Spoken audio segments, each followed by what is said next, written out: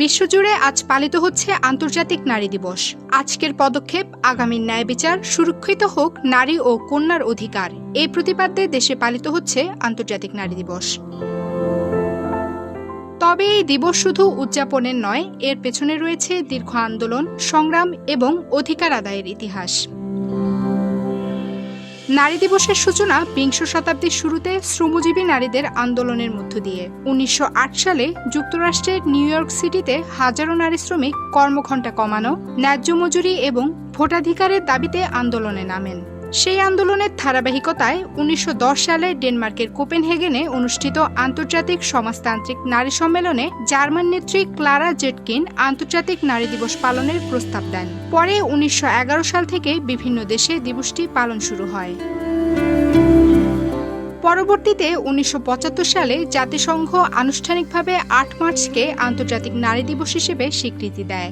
এরপর থেকেই বিশ্বব্যাপী নারীর অধিকার ও সমতার দাবিতে দিনটি গুরুত্বপূর্ণ প্রতীক হয়ে ওঠে। বাংলাদেশেও দিনটি নানা কর্মসূচির মধ্য দিয়ে পালন করা হয়। দেশের স্বাধীনতা সংগ্রাম থেকে শুরু করে উন্নয়ন ও অর্থনীতির প্রতিটি ক্ষেত্রে নারীরা গুরুত্বপূর্ণ ভূমিকা রেখে চলছেন। তৈরি পোশাক শিল্প, কৃষি, শিক্ষা, স্বাস্থ্য, প্রশাসন এবং গণমাধ্যম প্রায় সব ক্ষেত্রেই নারীর অংশগ্রহণ বেড়েছে উল্লেখযোগ্যভাবে। বিশেষ করে পোশাক শিল্পে লাখো নারী শ্রমিক দেশের রপ্তানি আয়ের বড় একটি অংশে অবদান রাখছেন। পাশাপাশি উদ্যোক্তা হিসেবেও অনেক নারীরা এগিয়ে আসছেন। স্থানীয় সরকার ও বিভিন্ন উন্নয়ন কর্মকাণ্ডেও নারীর অংশগ্রহণ ক্রমেই বাড়ছে। তবে অর্জনের পাশাপাশি রয়েছে নানা চ্যালেঞ্জও। নারীর প্রতি সহিংসতা, বাল্যবিয়ে, কর্মক্ষেত্রে বৈষম্য এবং সামাজিক বাধা এখনও পুরোপুরি দূর হয়নি। অনেক ক্ষেত্রে নারীরা সমান সুযোগ ও নিরাপত্তা থেকে বঞ্চিত হন।